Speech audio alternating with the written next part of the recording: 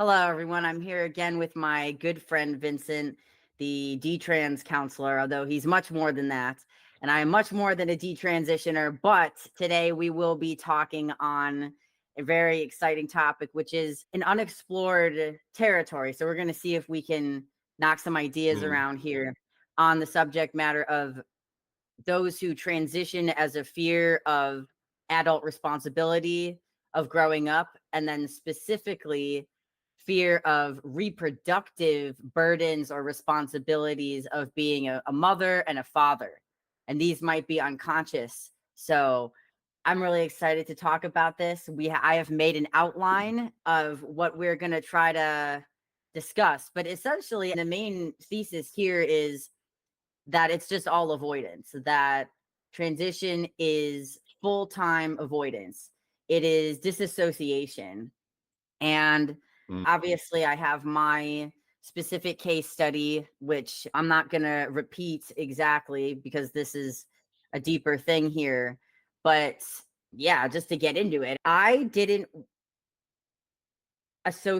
relate to my sex as a female pretty much my whole life. I was a tomboy, meaning that I was dressing in pretty much like boys' clothes or men's clothes mostly. I wanted nothing to do with femininity or grooming rituals. Like the grooming rituals that I've done for this video, I only started doing like 2-3 years ago. I didn't want anything to do with, let's say, performative femininity or the aesthetics of that. And I didn't want to grow up. And I always thought that maybe I was smart because all the other kids were like, oh, I can't wait to be older and be able to do this or that. And I'm like, I think when we get older, things are going to get more complicated. And so I think I was always very anxious and neurotic, and I definitely feared change. And I know that's an autistic trait, which is struggling with transitions. Ironically, a lot of these autistic types, they do this drastic transition, I think, because it's an avoidance mechanism, like how I understand very much. And I think creative types also relate to this, where you have inertia and you do nothing for a long time and you're building up anxiety and existential tensions. And then you just can't take it anymore. So you just do something drastic. And that's maybe when you clean your whole house in a day when you haven't cleaned it in like a month. And I think that's what happens with transition, where these types that are very sensitive and neurotic and they're not functioning, they're fearing responsibility or they don't know what steps to take to mature. And so they're avoiding using drugs, weed, alcohol, porn, internet, media, whatever. And then they're so suppressed in their creative energies and they're disconnected from actually living and feeling in flow and being connected and even leaving the house. And I'm guilty of that, like literally just going outside, feeling the sun, that they then do a drastic behavior such as transition, even though ironically, they're very afraid of the small transitions, like incremental growth. They're afraid of that. So they'll just do something drastic and then it's obviously a disaster. That's always how I was. I was like very, I would say, just reticent. I was actually quite cautious and reserved. I always wanted to observe what else was happening. And just for example, like I was playing sports or something, like if we had to try to do a new type of kick or whatever, a new play, I would always be like one of the last ones, if not the very last, to attempt it.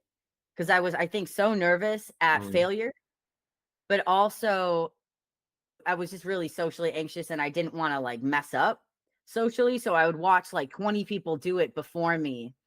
And so I think that sort of thing it's learned helplessness, but also it is playing small. That's a big trauma thing that I've thought about a lot, like playing small, where you're not invested in your own life and growth. Like I was avoiding putting myself out there in any way.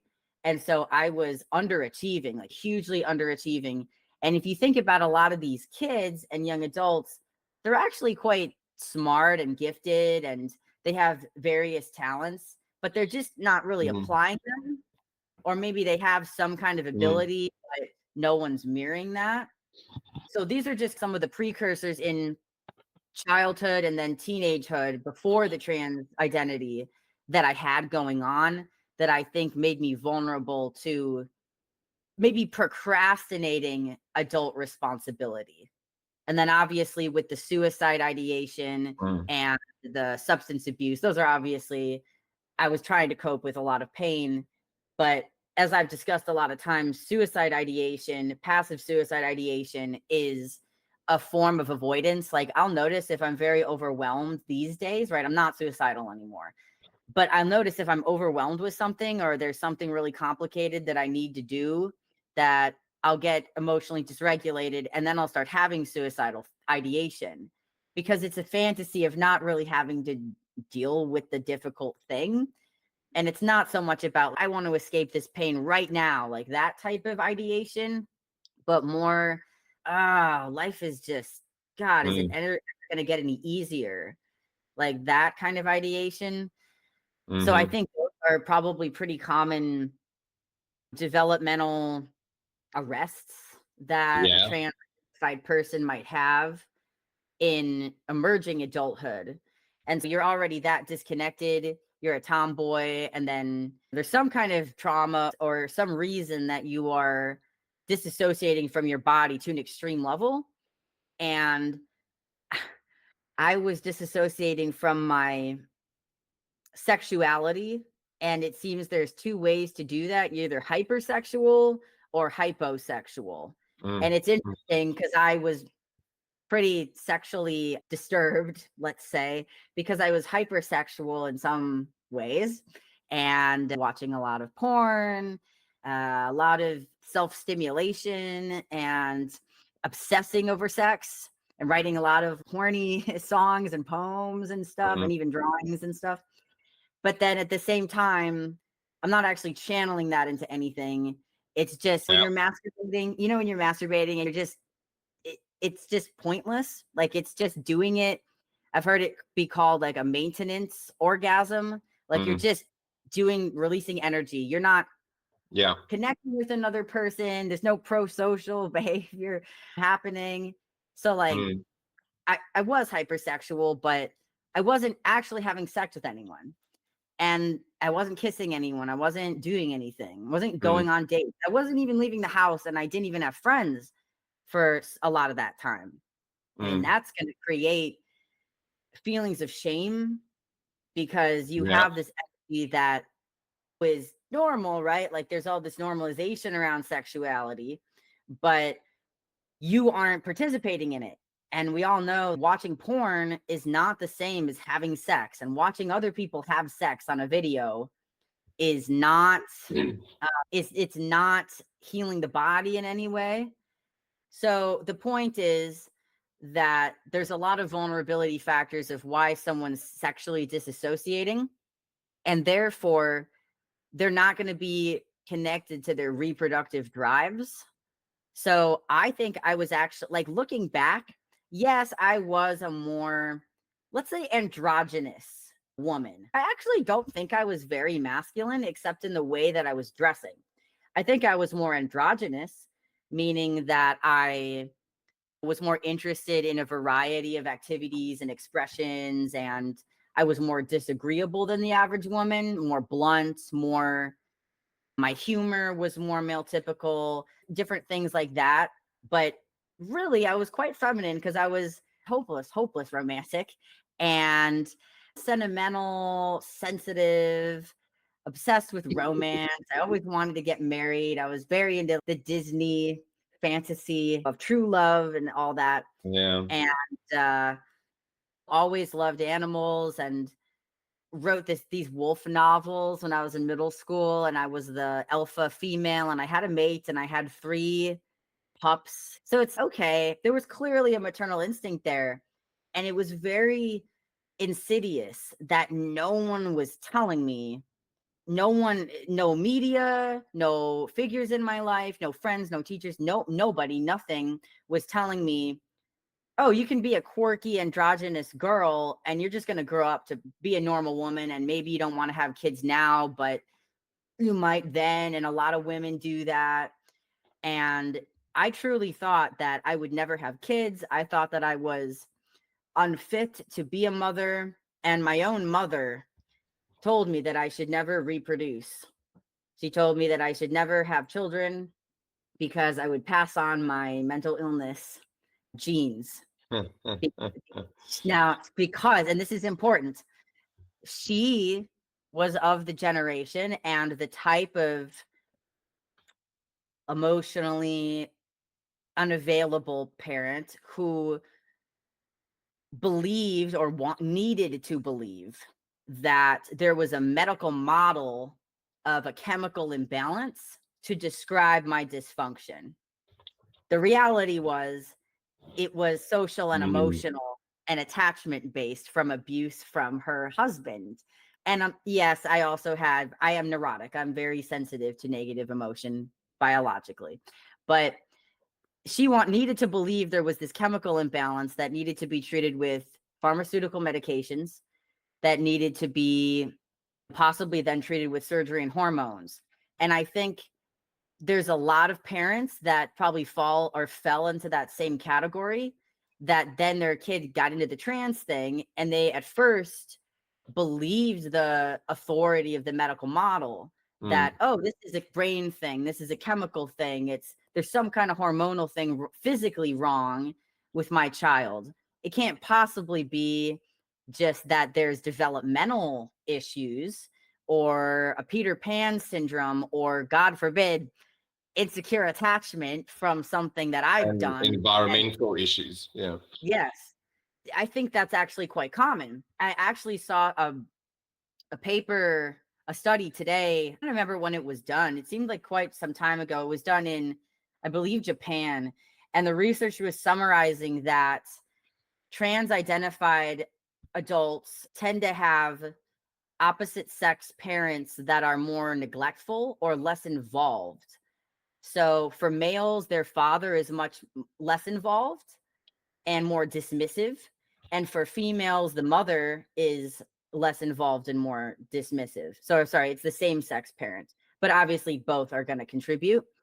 But I think that rings true, that usually what I've heard from parents and my own experience, that kids, there tends to be some kind of period of time where maybe there was an absence, like there's a divorce or there's a death or a parent is ill or they're working. Like my mom she had to go back to work full time during my puberty. So the absolute worst time that she could have been unavailable was the time when I was struggling the most, and then where my father was being abusive. He was always that personality type, but I didn't get abused in early childhood because my mom was a stay-at-home mom. And that's a huge difference, because she was there to take care of me and to prevent him from being abusive, but she no longer was. That's something I've observed, that the parents are absent in some way. And for the more parents that are more hyper helicoptery or in that way, the absence is that they're not monitoring their online behavior.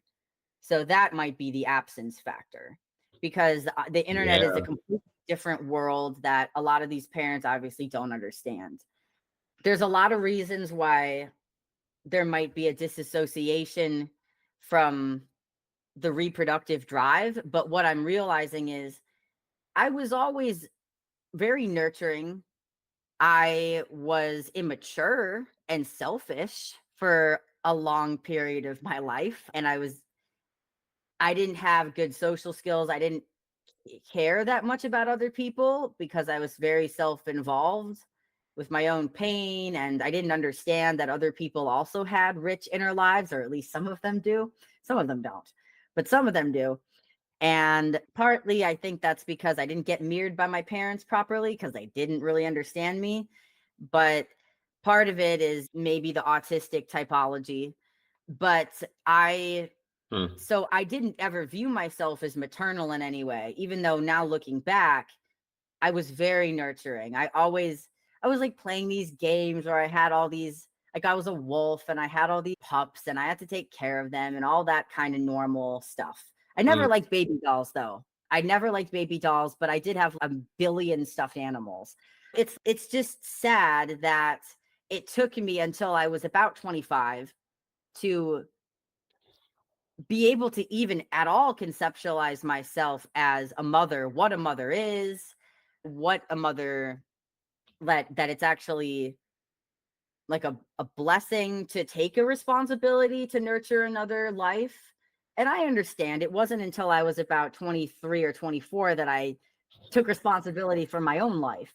But I think it's quite interesting that it only took a year or two of personal responsibility to then be like, oh yeah, I do want to take responsibility for raising another life. Mm, It didn't, mm, my point is, it didn't take that much for me to become my natural, normal, female, evolutionarily evolved self.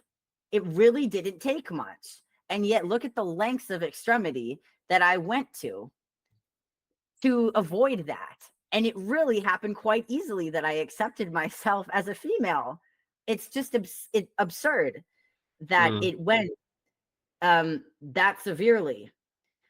And so I will now bring you into the conversation as I've been just monologuing here. But No, that's cool. You're setting a foundation. yeah, Yeah. yes, yes. But it was you who raised this point to my understanding actually about a year or so ago in another podcast that I recently listened to that sparked this idea, which is you said that you were acting as a mother this whole time, even though you weren't aware of it. You were acting as a mother evolutionarily Mm, because in historic civilizations and what we're wired to do biologically, you said you would have been having like a couple kids by your age. And yeah. I was 26 when you said that. I would have already had several pregnancies, had several babies, and been doing that.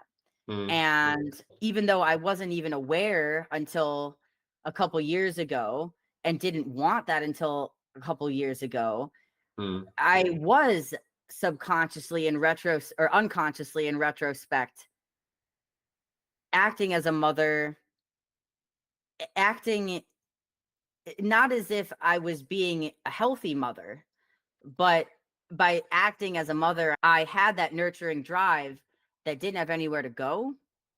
And it wasn't being given to myself, it wasn't being given to a mate. But I could see that with my attachment wounds, I was obsessing over trying to take care of other people because who I've been attracted to are people that are very disturbed and need nurturing and need love, mm. but are unavailable to give or receive it. And so I would try to take care of them even more. And I That think that's was, very normal for women, and especially women who have anxious, preoccupied attachment style because you're obsessing over the other person.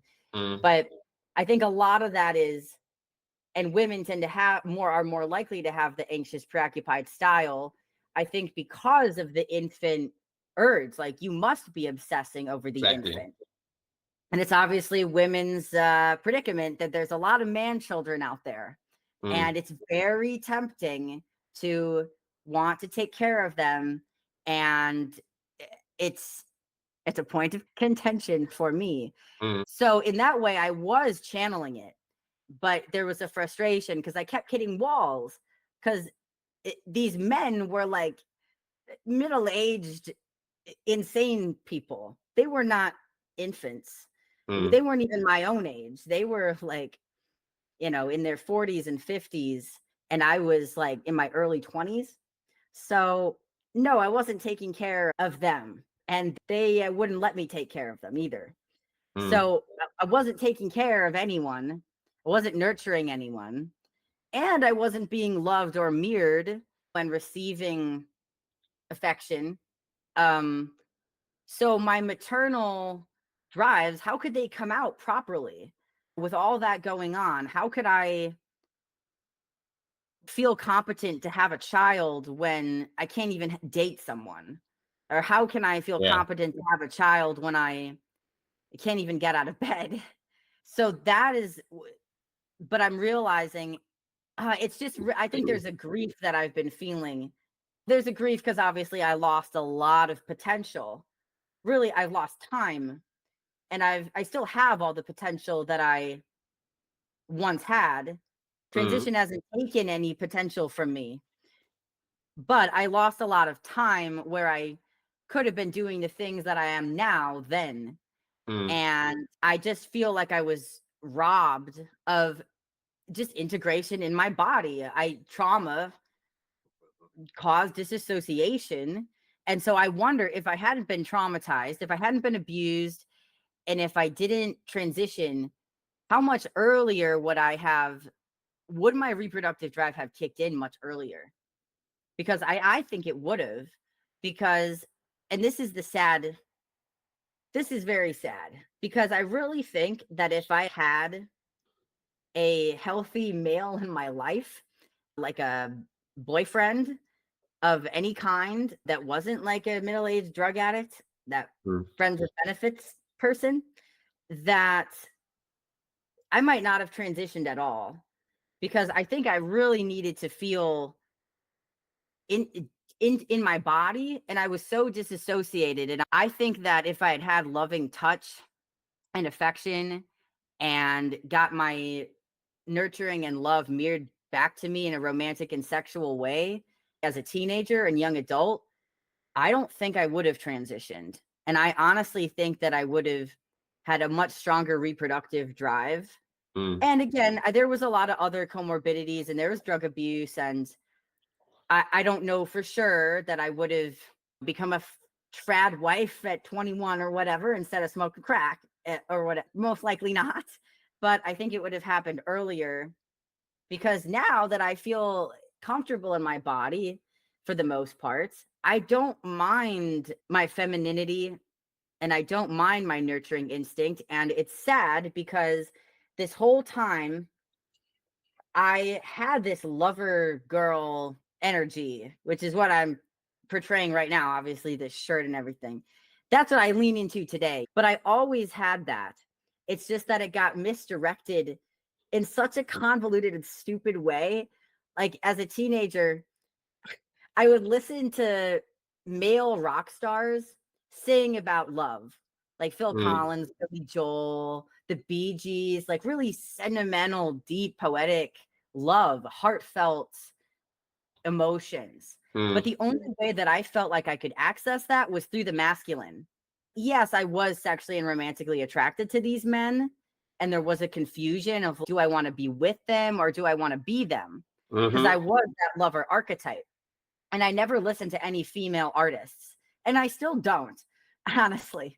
But I think that's just because the genres I listen to are male specific usually. But I was like, look, this is how much internalized misogyny I had. I didn't start feeling comfortable to wear mascara until I had an obsession with Danny Elfman of Oingo Boingo. And then he was wearing mascara as like a rock star in the 80s. And I was like, if Danny could wear it, then I could wear it. And that's when I started wearing it, only because Danny Elfman was wearing it in the 1980s. And it's such a convoluted, and yeah, I think part of that is that I'm stubborn and I am anti-mainstream culture. And I've always been like, whatever the current fad is, I don't trust it. I'm a lot better about that now. I'm more open-minded and realizing that something that's popular doesn't just mean that it's shallow. But I grew up feeling like my peers were not as deep as me. We've discussed that many times, me and you, Vincent, but like feeling that way because they weren't as deep. They weren't thinking existentially. But that doesn't mean that Lady Gaga didn't have good music. But it literally took me like 10, 15 years after she was popular to be like, oh, yeah, that was actually good. And now I do listen to some Lady Gaga. But it is this thing where you're so divergently thinking that it takes you like a really long time to just come back to the most obvious thing. And that's what trans is. Like, you're so abstractly thinking that you don't focus on the literal thing that you are, your own biology. You're just like, but maybe I'm like a demi boy or whatever, like I'm masculine or whatever. And you're going so far out there on a limb that you're not coming back to the roots. And I think it just took me a long roundabout way to just be like, yeah, I just actually want to be normal. So yeah. Let me make some comments here because Okay. I've made some notes. Okay, so people Yes, that have I watched saw. us before, don't worry, we're not going to go on for 3 hours. I think this format's better because it allows me to actually make notes. But I'm glad you said that it was from a previous podcast that we did, because that was the thing. That was the thing that I was pointing out, is that ultimately what we're dealing with is someone's motivation. And if your motivation is functioning properly and not inhibited by distorted thinking, I don't want to be an adult, I don't want to be a parent, but it can also be distorted by alcohol, by antidepressants, by weed, by all that other stuff. But if your motivation is functioning properly, you can overcome most things, okay? Because you have the motivation. It's right there. But I want to just go back to stuff that you said earlier, and then I'm gonna bring us back, by the way, to the points that you made about our agenda. I'll come back to that so we can work towards that within the time. But adult responsibility, okay? Adult responsibility is related to your competencies. And I know you've spoken about this before, but I want to make sure that like people hear this, that your responsibility is related to your freedom. I feel like I'm about to do a Kamala Harris with the whole going back to anyway, responsibility is related to freedom. And if you consider at the same time, your competencies are related to anxiety, okay? You've got someone that sees the responsibility coming for adulthood, but that also involves freedom. So what do? And it goes back to your notes. They induce a disability. Okay, so if you induce a disability, you don't have to take responsibility. But this is driven by the fact that at the get-go, you believed that you didn't have the competencies to do this. So you have heightened anxiety that needs to be relieved. So in other words, this is a catch-all. I'm very interested in what is it in our culture that we've allowed to perpetuate that makes this cult so successful? Because that's what we need to be analyzing. All the studies and the research and the iatrogenic harm and the negative outcomes and all that stuff that everyone's studying is very necessary. But I suppose this is more sociology, which as soon as I say that, some people are going to be like, oh, here we go. But original sociology, if any of the real nerds are attending, I'm referring to people like Philip Reef. So if you go back to 1966 and read Philip Reef, he talks about the therapeutic culture that we will develop. And when you read that, you're like, oh my God, we're living that. 2024, here we are. He totally predicted it. And these are the things that he predicted. He spoke about children being essentialized, the reproductive rate dropping. On the one hand, we know there's this problem of the reproductive rate in Western culture dropping.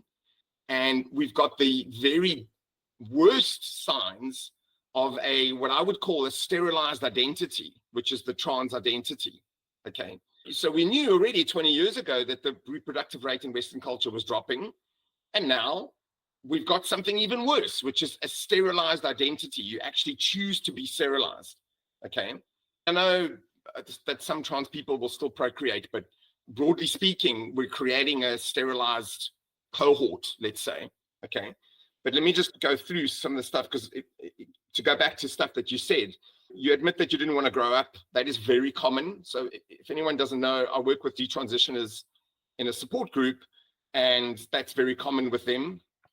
I think there's an interesting thing, the fear due to a complex world. I think that we as a generation, the older generation, need to acknowledge that the world is actually far more complex than it was 50 years ago.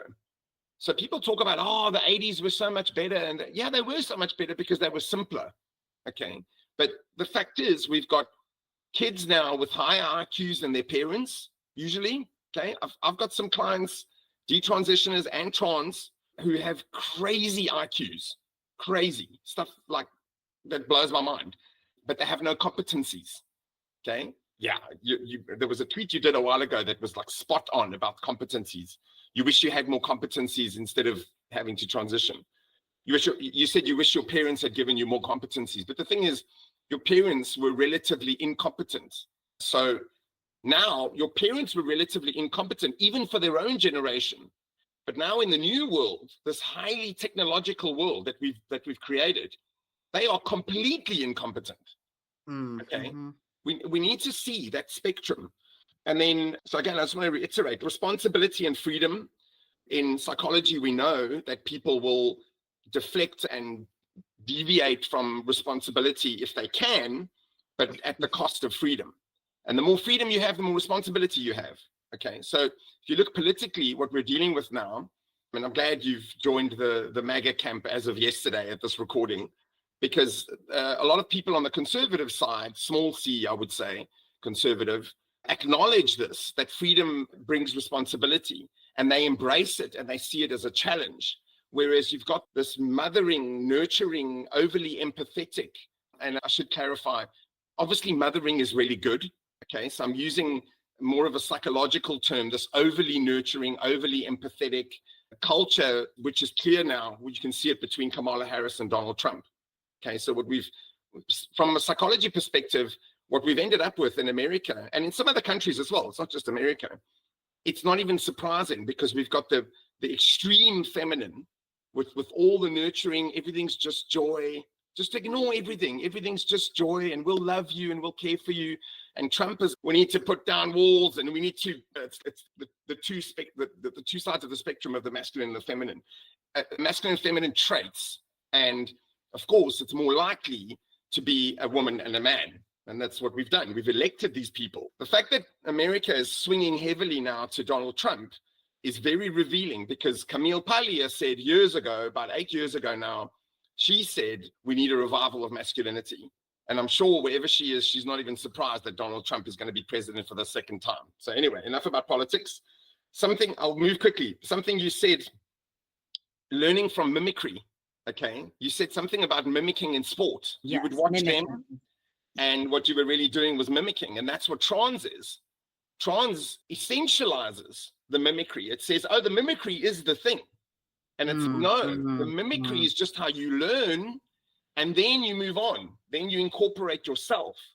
So in my report that I did at the GenSpec conference now, I spoke about how the most common value among detransitioners in my group was authenticity, but they specified that this is a genuine authenticity not inhibited by what I call elixirs and potions and medications and surgeries and modifications. So they were very emphatic about that. If you'd asked them before they detransitioned, they might have said authenticity is very important to them, but they didn't understand it.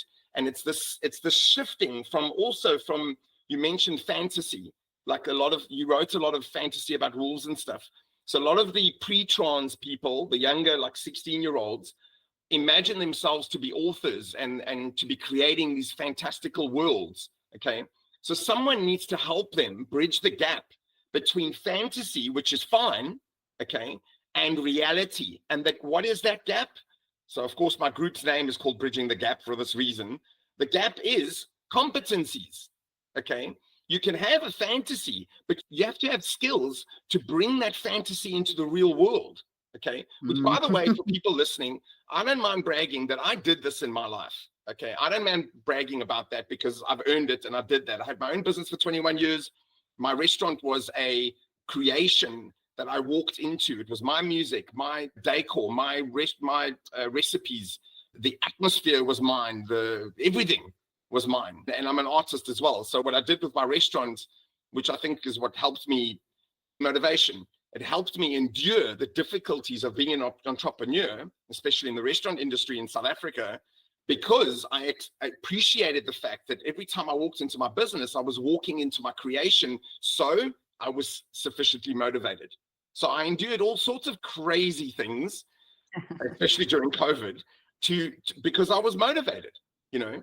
So I want to keep coming back to motivation because you also mentioned sexuality, okay? So I want to bring in that word libido because sexuality ultimately is libido, and sexuality is just one way of expressing your libido. And what you were doing, what you were describing there in that section was about either overdoing it or underdoing it. The point being, your libido, which is an internally generated energy, okay, we could call it motivation, comes out and it goes nowhere. So it comes out and it dissipates. All right. So this comes back to the other thing that we're going to talk about, which is how to direct your energy. Like, what outcome does that have? If you don't have something that's receiving your energy and reciprocating it, so that can be in the work environment, it can be in a creative project. For example, when I paint something, once I've done the painting, my libido is now reflected back on me. I literally, my paintings are all around me here. All I've got to do, these are not my paintings, by the way, in the picture. I've got other paintings. You could go to my profile. Other paintings, yes. Yeah, you can see them in my profile. There's 1 or 2 of them there on Twitter.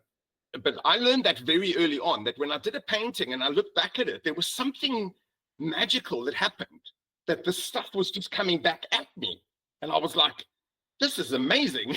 And no one else quite got it. A lot of people have understood my art, but no one will get it. No one will get your own art. So the truth is, most artists do art for their own benefit, not for others' benefit, the ones that are sincere. So I just want to highlight the libido and what you do with the libido, and the understanding that it's this example that I've been using recently. Libido is more like electricity. If it's just sitting in your body, it's not doing anything. With electricity, once you close the circuit, once you hit the switch, the light comes on, okay? But you need the switch. You need the switch to connect it. So in a relationship, for example, your partner will be the switch. So now your libido is activated and the light comes on, okay? Literally, the light in your life comes on, okay? And it's not just a relationship. You can do this with friends. You can do this with creative projects, with anything, with any meaningful goal. That's what it does, is it closes the loop, and all of a sudden everything lights up and you're like, wow, this, like, everything else goes away. Your ADHD diminishes, your anxiety diminishes, you're taking responsibility, and what? You're experiencing more freedom, and ultimately you're leading to autonomy. How are you experiencing more freedom? Because if your anxiety drops, your sense of autonomy rises. That feeling is freedom. So if you're engaged in something and you're motivated, just think about it. Anything, most people that are listening to this would have had this feeling. When you're motivated and you're driven towards achieving something and you feel that energy flowing. I mean, the simplest way to describe it is when someone's in love, okay? That everything else just goes away. You're like, this is the best. I can do anything now. Like when we immigrated, she said to me, where do you want to immigrate to? And I said, I don't really care where we go, because as long as I'm with you. And I meant that. And she said the same thing back to me, obviously. But as I say, it's not just in a relationship. I felt that when I had creative projects, when I had a business, I felt that same feeling. So your anxiety, your ADHD, whatever it is always in context of how much autonomy you have. Okay, and this is in the research. This is what I'm talking to you about, is in psychological research. Very often studies will look at all sorts of other constructs, but when you put it all together, what humans are striving for is autonomy. Okay, so think about that politically now. But anyway, let's not get into politics. Okay. But I want to just finish off with your failure to procreate that you were talking about. There was this thing that we picked up in that one podcast where, okay, you're driving all your energy into kind of meaningless relationships because your need to procreate has been subverted. So now you've got all this energy that's coming out, and it's just going all over the place instead of being directed into a child or into a husband or into creative projects. I just want to be clear. It's not just about procreating, okay? Because I don't have children either.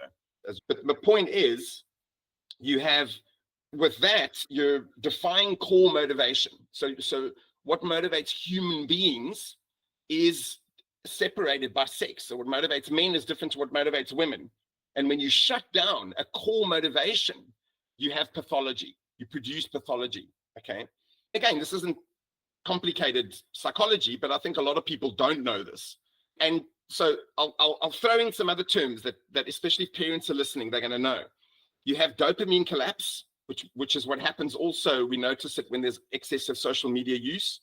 You have failure to launch, which is a term we usually use for incels. And you have executive function problems. Okay, so you also mentioned autistic traits earlier.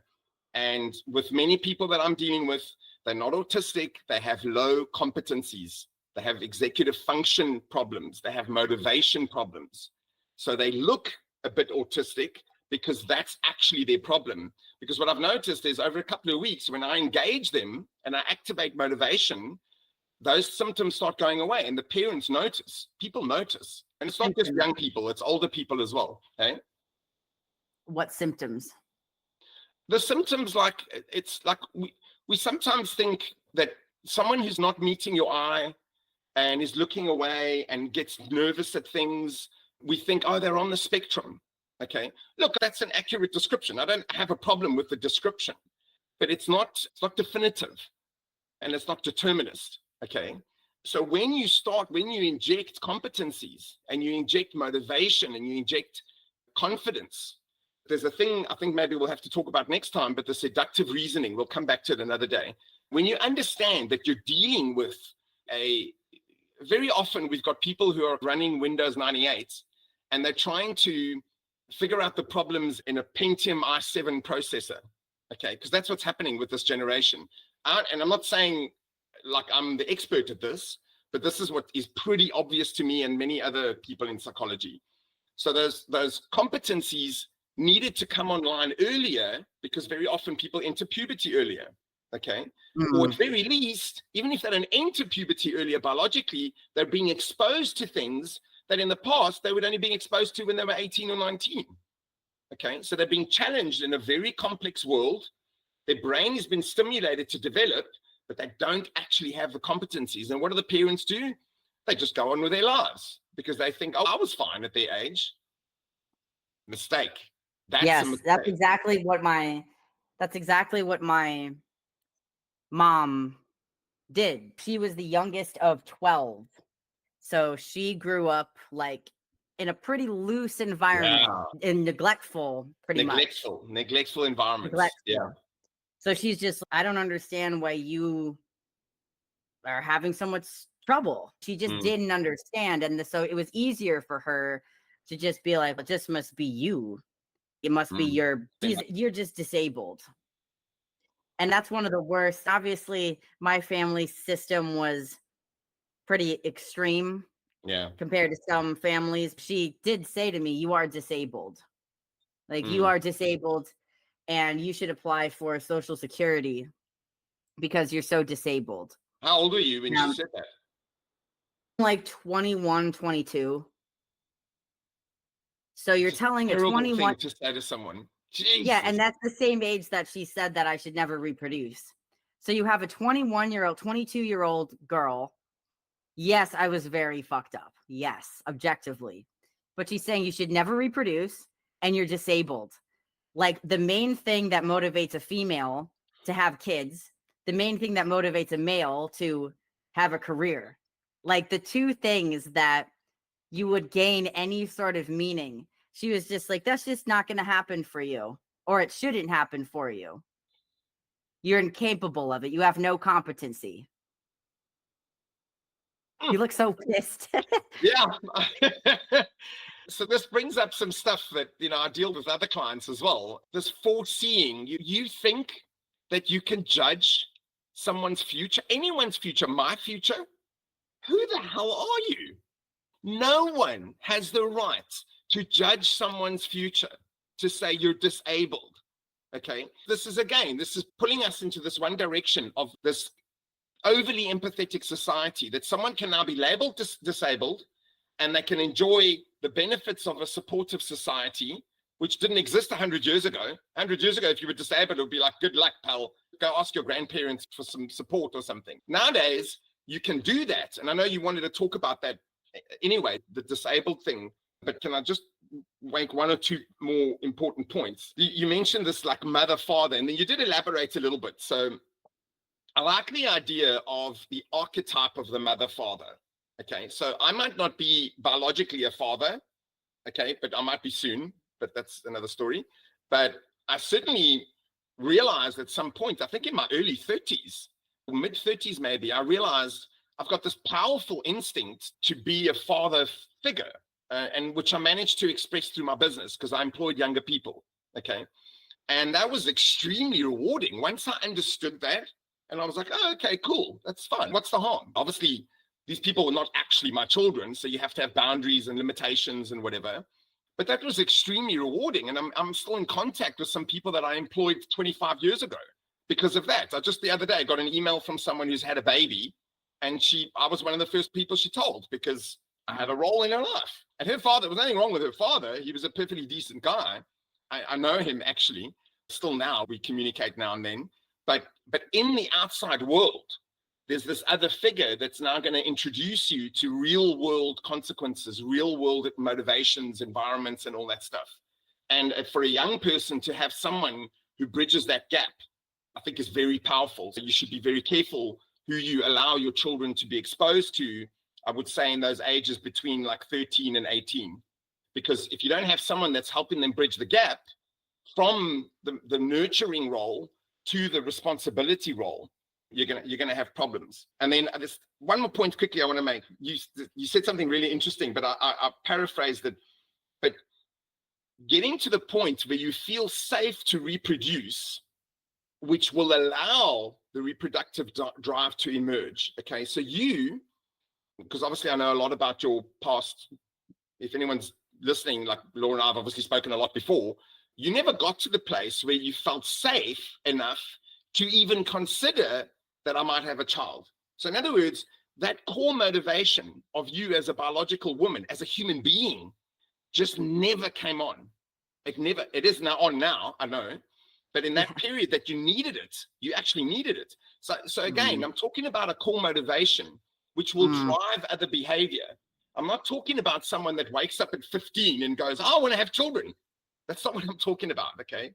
It's a more nuanced psychological drive that motivates human beings. So I think there seems to me to be a lot of misunderstanding. And maybe it's because it's got a lot to do with evolutionary psychology and people don't really want to read evolutionary psychology because it says some other stuff that they don't want to hear.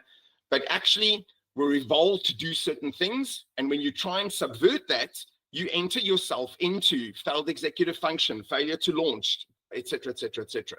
And then I just love what you said. I wanted to reiterate what you said.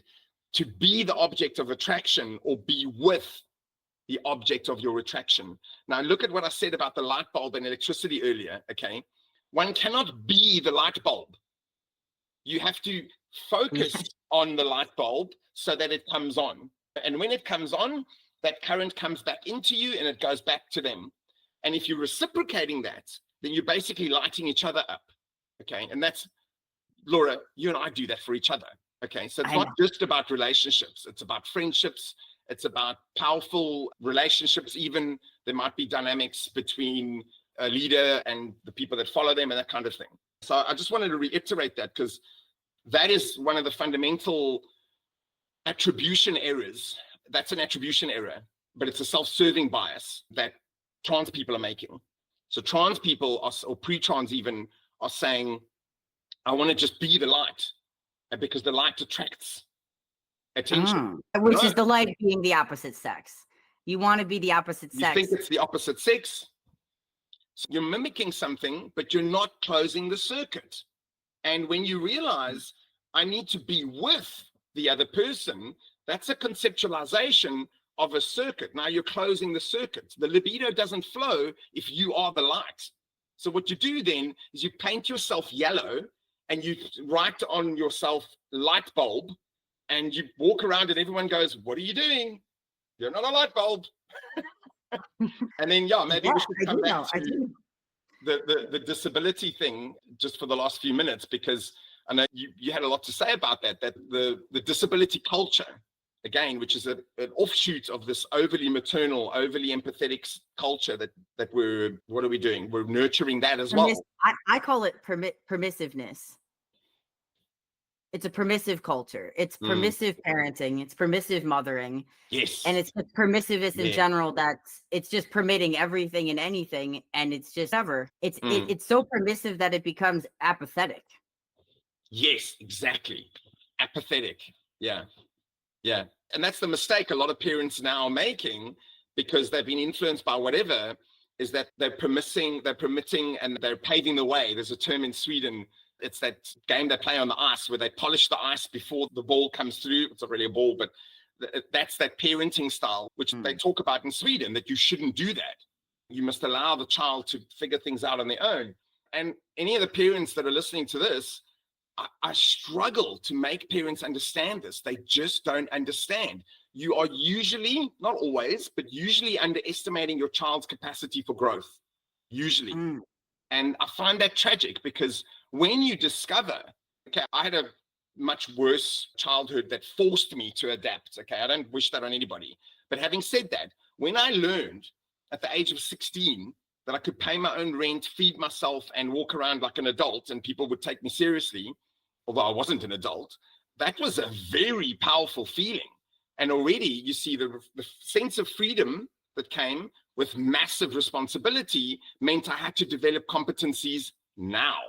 But it's an amazing feeling when you realize, when you pay your first rent on your own, you're like, damn, this is amazing. You get your first car. It's like mind blowing. I have freedom. You have Mel Gibson now riding around on the horse. And it accumulates too. So the more freedom you have, the more exactly because expand upon your worldview. Because it's a core motivation. So as soon as you activate the core motivation, it triggers other things. And what is in that line? Responsibility, having a relationship, getting involved, being responsible for a relationship, and being responsible for another life. You know? So one of the reasons, even for me, one of the reasons we're considering having a baby now is because we moved from South Africa, where it's very unsafe. So even though my wife and I are both very healthy, normal, competent people, we didn't want children in South Africa because it wasn't safe. We moved to Sweden, and it took about a year for us to just unanimously together, without even influencing each other, we suddenly started talking about having a kid. So when you change the circumstances, you provide stability, safety, competencies, the natural motivation comes out, and the rest becomes, I think this is an important point, that things actually become easier. That's the thing. When people are stuck in transition, they're trying to do something else, which is why it's so hard, it's so exhausting. They're medicated. They often talk about taking estrogen, the boys, for example, as like an antidepressant. They'll actually admit that, even though that makes no sense. I've heard a lot of girls, but I definitely was using testosterone as a form. I wanted to boost my mood. I was depressed. I wanted to gain more energy, more motivation. So you're mimicking competency. The testosterone makes you confident. So people look at you and go, oh, she's confident. So you're mimicking competency. Okay, but you don't actually have. I wasn't confident at all. I was reckless, impulsive, arrogant, and narcissistic. Did you have that written down? No, it just came to me. Yeah, narcissism, that's the awkward one. People don't want to talk about that. But like I said in my report, I think we should acknowledge that I call it trans-process narcissism, because I needed to be very specific that it's not that these people are narcissistic personality types, but they develop narcissism as a coping strategy. And of course, it's rewarded by trans ideology and by the culture. But yes, they're narcissists. And the thing is, it doesn't take much for someone to be rewarded and incentivized to be narcissistic. And then they get there and they get stuck in a loop of coping, that now to get out of it, they have to concede that they have guilt and shame. And we already know in psychology that people will do crazy things to avoid guilt and shame. Yeah, they will, man. Yeah. So they become malevolent, and then you have a malevolent narcissist, which is just, I'm sure a lot of people listening to this know there are malevolent narcissists in the trans community. Not that all trans people are malevolent narcissists, but there are a lot of them. And they provide the bravado for the other people to try and mimic them because they think it looks good and it actually isn't, which happens in other arenas. The whole OnlyFans thing and the Instagram model thing and all that, it's the same paradigm, but it's more destructive, actually, more destructive because it involves the medicalization pathway. So that's me caught up with your notes. Yes. Let me refer to the notes because let's see. Yeah, the thing I really like what you said here was the fake disabilities. Yeah. Creating mental illnesses. It removes you from adult reality. It's a fantasy. First of all, there's a fantasy at play. Fantasy is removing you from reality. If you're you're sitting around in your bed thinking about something, or you're online and you're writing some fantastical idea down. Yeah. You aren't doing anything. You aren't doing anything at all that's productive. You are just in your imagination, sitting there physically not using any energy to do anything. And so there's a fantasy, but then the fantasy itself isn't even a fantasy that might be productive, because fantasy isn't bad. Like a lot of my fantasy, I struggle with fantasy. I struggle with, like, I'll fantasize mostly about romantic and sexual scenarios. And that actually is because I actually do want to progress to actually doing that and having marriage and family and very high value. Those are potentially productive fantasies. Sometimes they're not, but sometimes they are.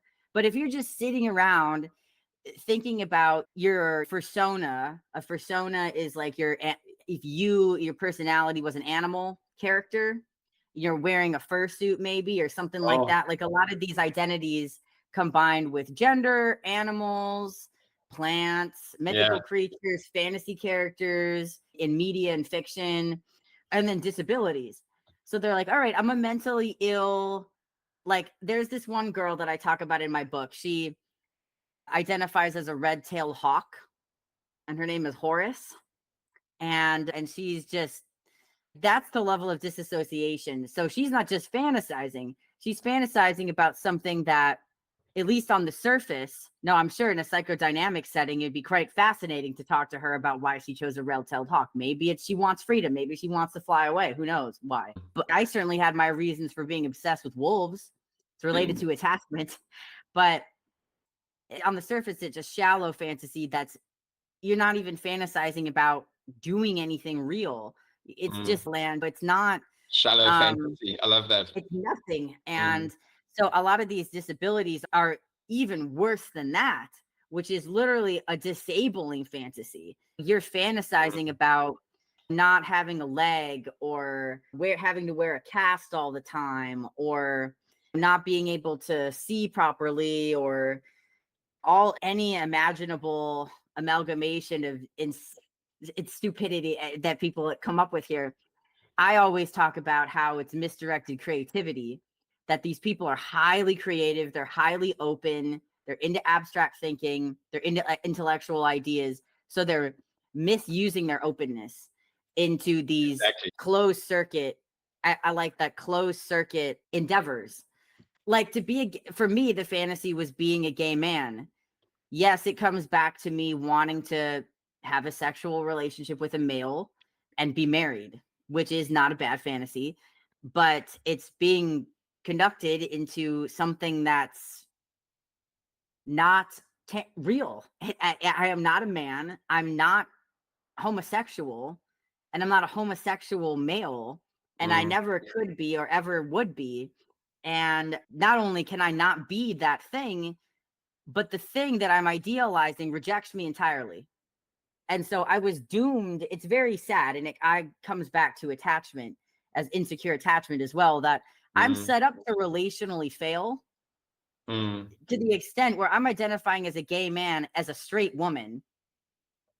And not only can I not be the beautiful object of my desire, I cannot be a beautiful, handsome, sexy gay man, but a beautiful, handsome, sexy gay man is not going to exchange energy with me.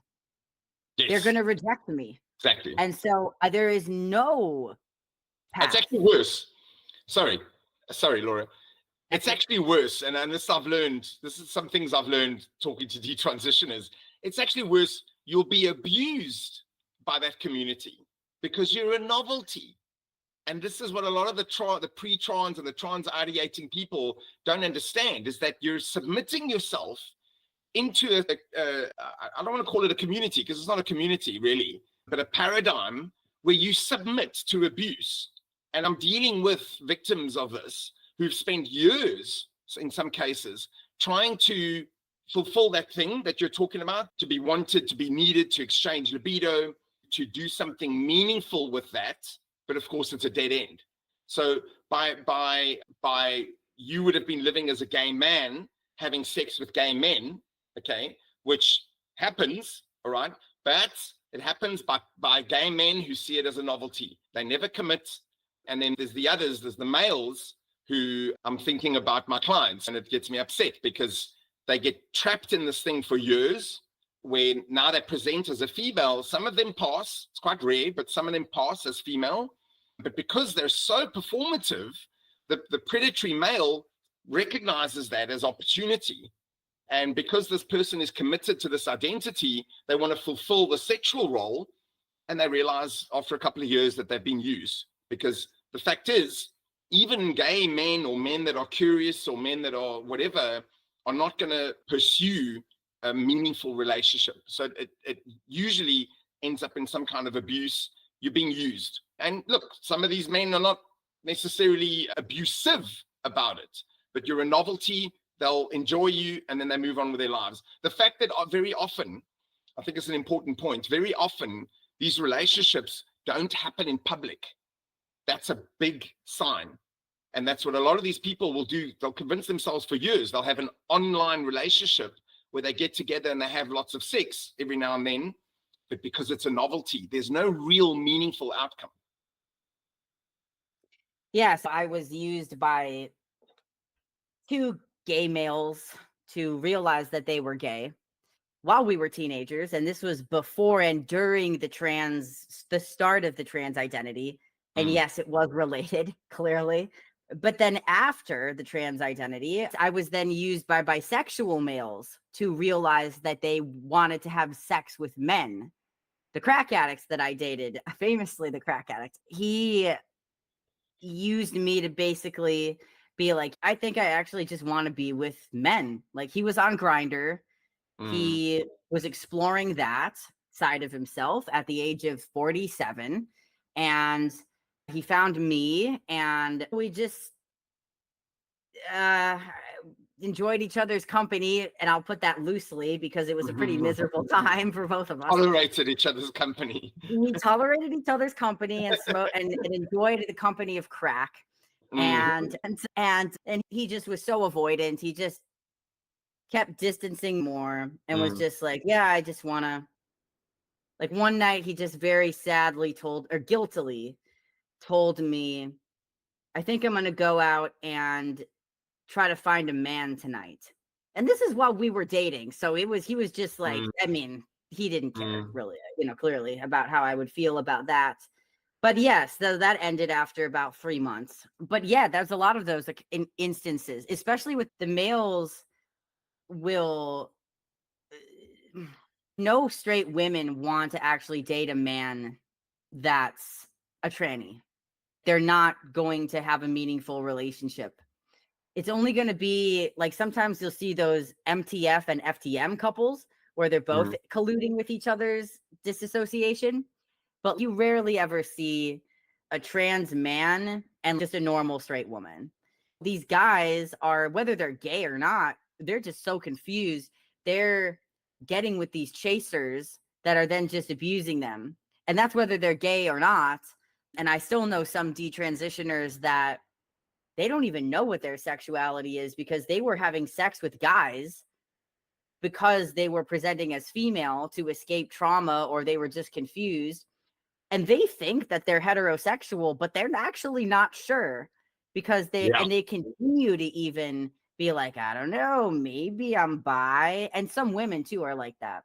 Because when, like, you are what you do in a lot of ways. Yes. So if you're a man that's having sex with men, you're going to be like, okay, am I bi?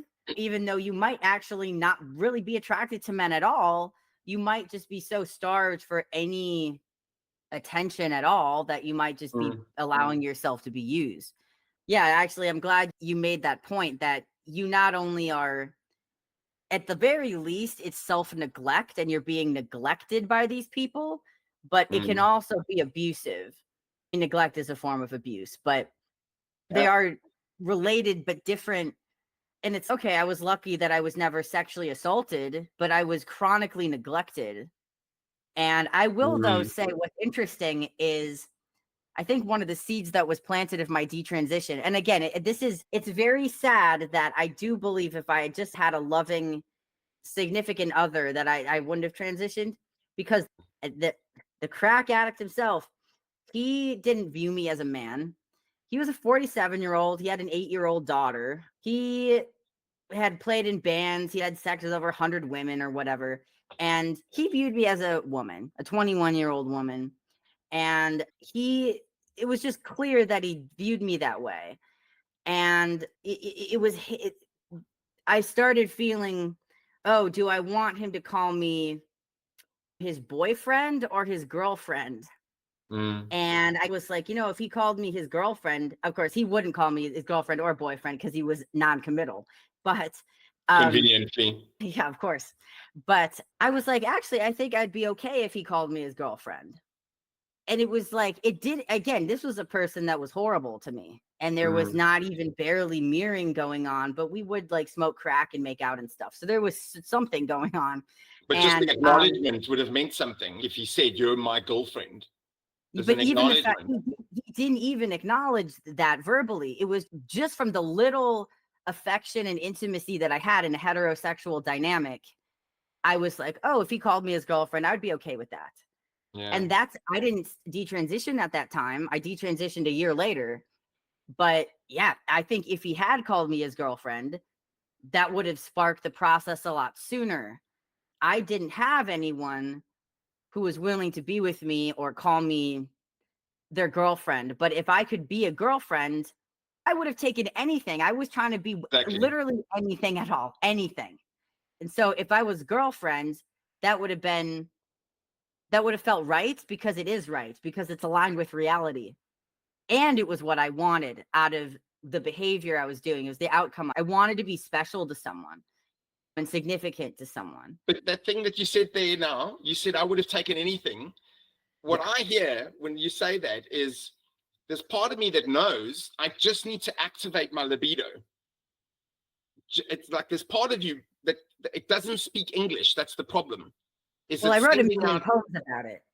So I was very aware. I was like, I need love to save me. Exactly. But I didn't have any competency of how to do that, or even how to recognize it even, because you didn't have the childhood that allowed you to recognize love in its authentic sense.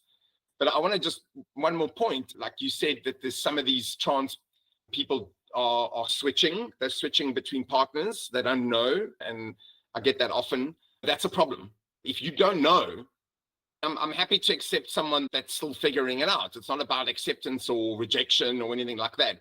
But I'm telling you, it's a problem, because when you know, anyone who has realized, oh, I'm straight or oh, I'm gay, knows exactly what I'm talking about.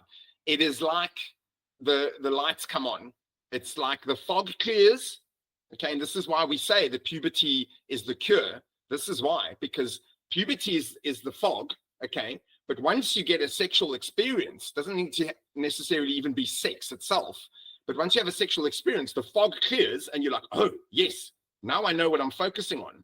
I experienced that.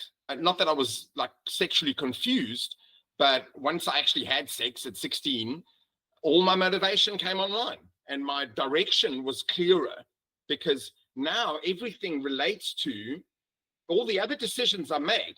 So you see what I'm doing here? They all relate to a path.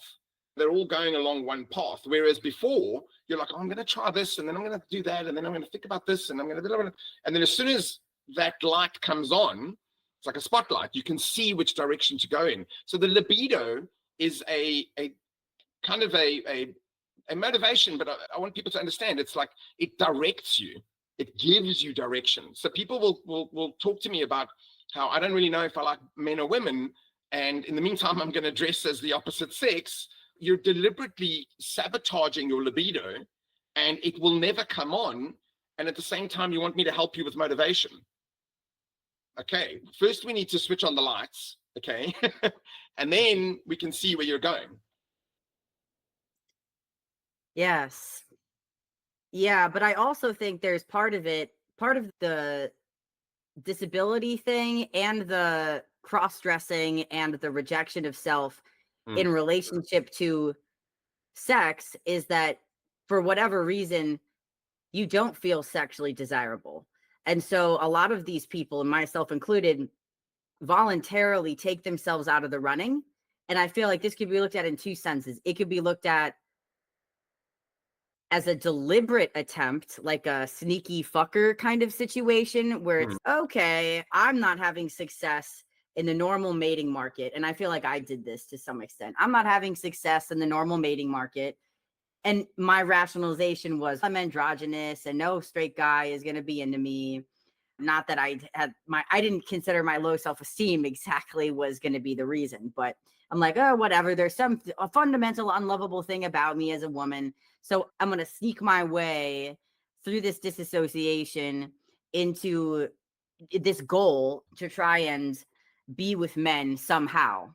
And then I think there's an unconscious desire. And then there was, so that was conscious. I literally was like, I'm too masculine. These are like journal entries that I have. I'm too masculine for straight men, but I'm too feminine for gay men. So I either need to become more feminine or more masculine. And I decided to take the much harder way, which was to become more masculine, which is just actually less. You see, so if you knew you were straight, that wouldn't have happened. You wouldn't have had confusion. No, I knew that I was heterosexual. I knew that I was androsexual. That's what I was calling it. Attraction to males. I was androphilic. I was very androphilic. But I didn't have any sense of integrity, relatedness, or I don't want to say pride exactly, but acceptance as a female. I had nothing but shame. I had nothing but shame. I felt like the reason I decided to go more masculine was because I felt hideously unattractive as a female. I felt like I was incompetent. I felt like I wasn't even meant to be born as a woman because I was so different from all other girls and women. And it was complicated. I'm like, I don't know. I just want to wear like men's clothes only. I don't want to wear any makeup. I don't want to sexually signal. Like now I understand that. And now I understand sexual signaling where I'm like, okay,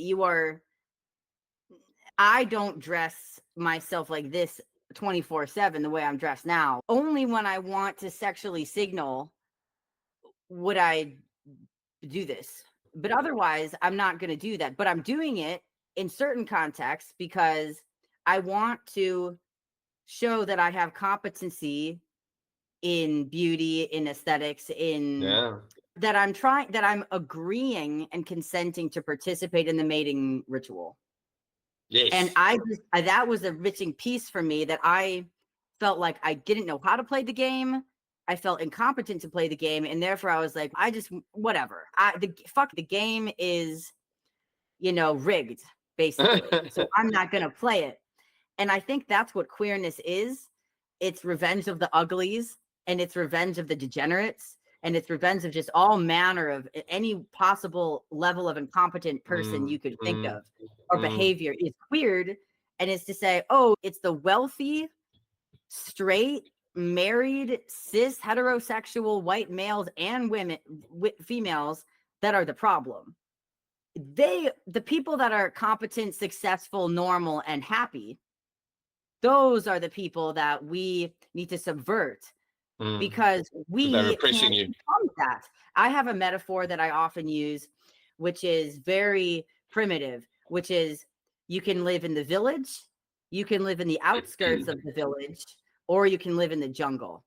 And in the jungle, that's a survival place, okay? There's no laws in the jungle. It is cut as dog eat dog. And there's these people that, like me, I was living on the outskirts. And then I eventually lived in the jungle for quite some time. Yeah. And then I have reintegrated back into the outskirts, back into the village now. I do think I live in the village, but it's taking some adjustment, because when the behaviors you learn how to survive in the jungle and in the outskirts are not the behaviors that will help you thrive in the village, and vice versa. So I think the people that aren't competent enough to thrive in the village or even in the outskirts will reject the outskirts or the village, and then voluntarily live in the jungle, and then say, oh, everyone should live in the jungle. That would be equitable then. The village is replacing us. You could think of the jungle as poverty.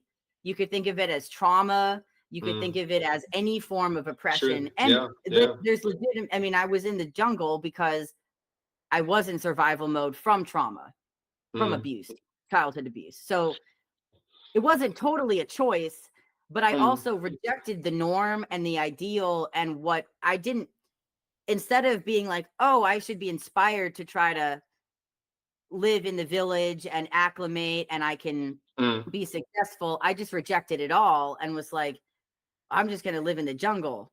And then living in the jungle traumatized me even more, surprisingly. It's interesting. I really like, I'm going to use that, by the way. I really like what you did there, because I often talk about, because I'm from South Africa, I often talk about tribal culture and how I see that distorted and warped in the Western context, because there's a lot of things like young people will go out into the wilderness to find themselves, but that's a specific deliberate ritual. And they'll sometimes spend 3 months in the wilderness. So they actively do that. I'm going to go to the jungle, or in Africa, it's more like the wilderness, and I will return when I've grown. And the point is, you go and you gain competencies, okay? To reacclimate into the village more competently, not to live in the jungle. Yeah. Notice here that the competencies are not the competencies that you need in the village. No, they're just other competencies. They're survival competencies. And it doesn't mean that you're going to use how to gut a buffalo in the village.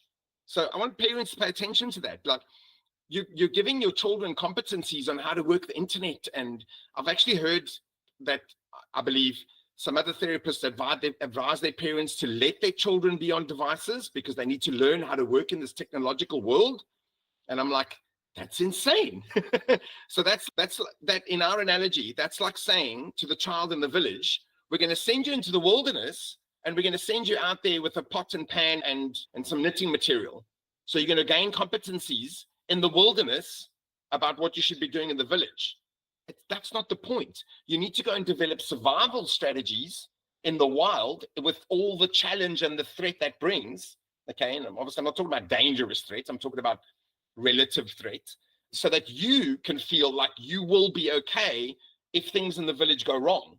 So if things in Western society go wrong, are any of these kids going to survive? Probably not. Because why? They only know how to call for help on a device that's connected to the internet. And then the other thing I like about what you're saying is, when you go into the jungle, you dress according to you dress and present in a way that's suitable for the jungle. And the problem is, when you walk out of the jungle into the village, you're signaling to people that you're from the jungle. So the people in the village are going to be like, oh, that person's from the jungle. I know this sounds horribly discriminatory, but we're using more of a no, this is like existential, like it's more of an existential discussion. Yeah. Exactly. But my point is, because there is a point around psychology that I wanted to make, is that when you distort your appearance and you try and mimic this other behavior, you're signaling to people in the village that you are not stable and predictable. Okay, so you're signaling this to them, and inevitably people might be accepting and tolerant, but they will actually avoid you. Ultimately, they will avoid you. Either way, you make people nervous, because when you say, so now let's look at the spectrum here. Okay, you went from presenting this kind of unstable, unpredictable identity, which I know was complicated by your competencies and drugs and whatever else. But nevertheless, the outcome's the same, right? Whatever mechanism you're using, you're signaling to other people, you can't even help yourself. You're signaling to other people that I'm unpredictable and unstable, and don't challenge me. Like, I don't want to be challenged, so just leave me alone, okay? And then when you go back into the village, everyone avoids you and you feel the sense of isolation. So what do? You go online. You go home, you go back online, because at least online, you're this amorphous personality. But the point is, when you spoke about the way you described it was like sexual signaling, but also what you're doing is you're signaling to the village that I belong, that I'm incorporated, that I see a role for myself in this village, and I'm willing to participate. So there's a lot of signaling. The sexual signaling is just one component of it, but you're signaling that you're stable and predictable, because now you're signaling all these things, that you're motivated, you understand your purpose, you understand that you have competencies to develop. Whether you have them or not yet, at least you understand that you have a direction. So yes, that's important. It, like, with the sexual signaling thing, I'm not saying that it has to be only one way. There's many roles that you can fit in. For example, like me, I am a heterosexual female who wants to get married and have a family and live a more traditional family arrangement. So there's certain signals that will point to that. And then there's certain signals that I could be sexually signaling something else if I was to dress differently or groom myself differently. My friend Maya, for instance, she is a butch lesbian. She dresses very differently to me. And I used to dress more like her. Not exactly. I wasn't a bow tie person. I was more of a regular tie person. But like I was sexually signaling something, but it wasn't attracting the population that I wanted. And and not only was I sexually signaling to the wrong, I wasn't really sexually signaling to anyone because I was not signaling that I was, as you said, predictable and stable, because my hygiene was a mess, just wasn't taking care of myself, drugs, all these different things. I was very obese and everything, like many factors. But so when I say, oh, I'm not trying to say that to fit in the village, it has to be only one uniform. No, I agree. There's different roles depending Definitely on not. who your sexuality, what you want to do. If I was a very low sex drive person who didn't want to reproduce or get married, I might not sexually signal in the way that I do, because that's not my motivation. And no one has to signal. And the reason I'm bringing this up, I'm not trying to walk on eggshells to anyone. The reason I'm bringing this up is because I held, and most of us women hold, these very feminist beliefs at the time of trans identity, that any sort of sexual signaling, any dressing, anything, literally anything that you do, any ritual, any even thought of doing anything that would center a man or his opinion of you in any way is devaluing yourself. And if you believe that by that exclusively putting on a dress is dehumanizing yourself, that's very confusing, because that's not nuanced at all. And they're saying that's almost as bad as like just doing porn or something. That's how I felt. I felt if I put on a dress and if I put on makeup and lipstick, I am basically, my signal to the world is I am dehumanized. I'm an object. I am stupid. I am not competent. I'm not intelligent. I'm not funny. I'm not me, because I am intelligent, funny, whatever. All Which is not things. true. Yeah. It felt like that's the messaging that I was receiving, that any stereotype of any sort of signal, which is actually normal, and and by normal, it serves an evolutionary purpose. I'm not just dressing in particular ways just because I enjoy the way it looks or whatever. I'm doing it to get laid as well, mostly. And that serves an evolutionary function. And these are norms because they tend to work. They tend to work, and because it activates, when you say get laid, it's a loaded statement. It activates motivation, it activates purpose, it activates competencies, it gives you direction. My goal is to attract a mate. Then these are very proven strategies that will do that, is my point, which is my motivation, my goal. And everything else that will deliver, because getting laid is usually the precursor to having a mate, being in a partnership, forming let's call it a stereo perception of the world, which is inevitably better than a mono perception. I like that a lot. So on that note, I have to go and start my support group with the male detransitioners, which I run, by the way.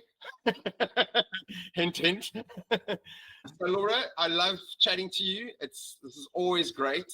Look how we're always both smiling when we talk. I know. I can't stop smiling when I talk to you. Yeah, I know. Yeah. I have to try to force myself to be serious at times. Yes, must be very serious. Don't let people think anything funny about us, Laura.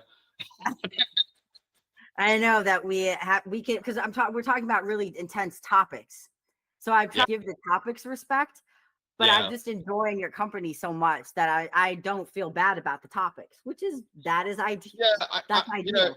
Maybe it's a good point. I'm going to stop in a minute, but the one thing that Laura and I have realized recently is, even though we've got this massive gap, when we did Trans Psyche podcast, we were like, oh, we're at distance, and it's a generational gap, and it's a political gap, and it's all these gaps. But actually, I realized myself that I hadn't really talked about my own 7 years of anorexia and periods of drinking excessively and just being lost when I was younger. I hadn't really talked about it until I heard you talking to me about it all. And I was like, oh my God, this is very familiar. And I realized I'd never really talked about it because I didn't have therapy or support groups or anything like that. So here I am at the age of when we started talking, I was probably about 48. And I'm hearing someone who experienced this whole other thing, but describing the emotional journey and the subsequent, I want to say, transcending moments that follow when you start understanding yourself better. And I was like, that's what happened to me. So even though I've studied psychology and I've had my own life and I've been very productive and everything, I never really quite processed that. So a lot of what we did was putting language to it and putting structure to it. And that's why, for me at least, it's one of the reasons why I enjoy talking to you, because it's a reminder that we both survived. My anorexia was terrible. It was horrible. I was an alcoholic at the same time. I was 22% underweight. I was living a very dangerous lifestyle, and that went on for 7 years. I was physically pretty sick for that whole time. So it was much rougher than I was prepared to admit up until recently. Yeah, so some people might not understand, if they've only just met us, that they might not understand that you and I have quite a history and we're very good friends and we care each other about a lot. So I'm going to end our session, this one, and we're going to do another one soon on some other stuff. Hey. Yeah, so this was setting up why are the struggles of avoidance and the transition and avoiding adult responsibility. The next one will be on, okay, how do we build competence? What advice can we give to parents and emerging adults? And how do we build values? What are values? And more taking this theory that we're discussing into practice. Yeah, and that's the stuff I think people really want to hear, like the people that are struggling with this in their families or with their children or whatever, because there's a lot of stuff going around there, but a lot of it is more about the information of what this is doing to our culture and our society. So I like doing this. That's why I wanted to do this with you, because I want to talk about practical stuff that people can pay attention to and apply. So cool. Thanks for listening. If you're listening to this or watching this, and Laura, I'll see you soon. All right. See you soon.